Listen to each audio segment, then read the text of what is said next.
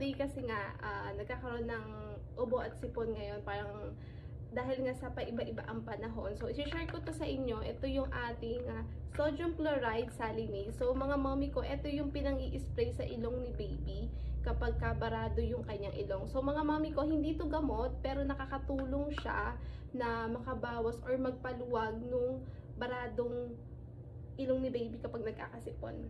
So, eto siya. Kung di ako nagkakamali mga mommy ko, ay 100 plus ko to nabili. So, ito ay nireseta pa kay Madam Nuhili dati pa, ng doktor niya, yung pedya niya. Siguro mga 1 year old pa lang siya. Ito na yung nire-reseta sa kanya. Until now, na siya ay 5 years old na, ito pa rin yung nire-reseta ng doktor niya. So, ito mga mommy ko, talagang marirecommend ko siya sa inyo kasi maganda siya and talaga nakakatulong siya na makabawas ng baradong ilong ni baby kapag may sipon. Mga baby kayo mga mommy ko, better na meron kayo nitong stock sa bahay nyo.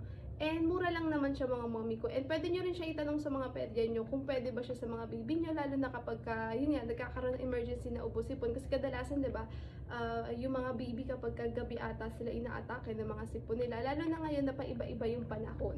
I-share ko siya sa inyo mga mommy ko kasi nga, ayun nga, napapansin ko rin kahit sa school namin, maraming may ubo at sipon, nilalagnat. So, parang common na ata yung sipon talaga ngayon kasi nga nag-uulan, tas nag-aaraw. Ayan. So, eto yan. 100 plus lang to mga mommy ko. Pwede nyo tanong sa mga pedya nyo. Again, hindi to gamot guys ha. Nakakatulong lang siya po na mag-relief ng baradong ilong ni baby.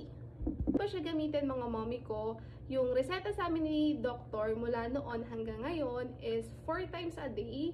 So alam niyo na yan, pwedeng umaga, tanghali, hapon, at lalong-lalo na kapag kagabi.